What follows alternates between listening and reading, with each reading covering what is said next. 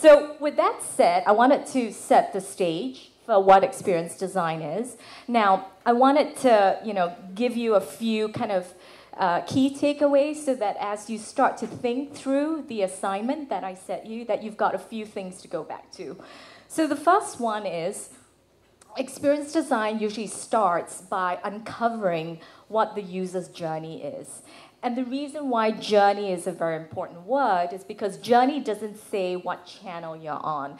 It just says, help me understand what it is that the consumer is doing before and after, and whatever touch points he or she goes to, that's the most important thing. If you understand the journey of the consumer, for me, that's kind of like the baseline to being a good experience designer, because you are able to understand where to intersect with the consumer. You're able to know what messages will resonate with the consumer at certain points in the experience. And then if you're designing a campaign, if you're designing a product, you have so much more information than if you had gone into it blind.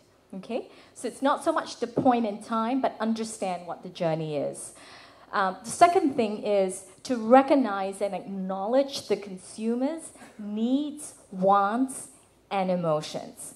Ultimately, that is what makes you a good experience designer versus someone who's just kind of guessing. The word emotion will come in a lot in my conversation, and also the ability to understand what your consumers need, and the tip of the hat to research is very critical to what we do as designers. And I say designers in the most generic way. You are unable to create an experience that engages with a consumer if you don't show that you understand them. The third one is, and I've mentioned this just now, that it's channel agnostic, has nothing to do with whether it's a print ad, an online, a radio jingle. It doesn't matter. If you understand the journey, you will be able to figure out ways to connect with the consumer.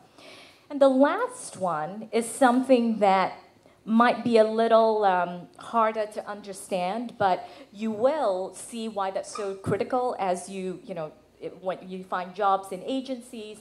Ultimately, your clients are interested in knowing how what you're designing has an impact to their business as a whole.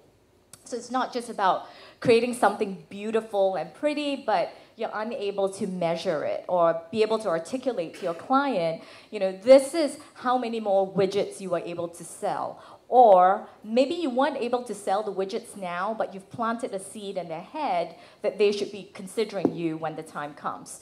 So just remember that at the end of it all, you have to come back to understanding your clients or your customer's business strategy.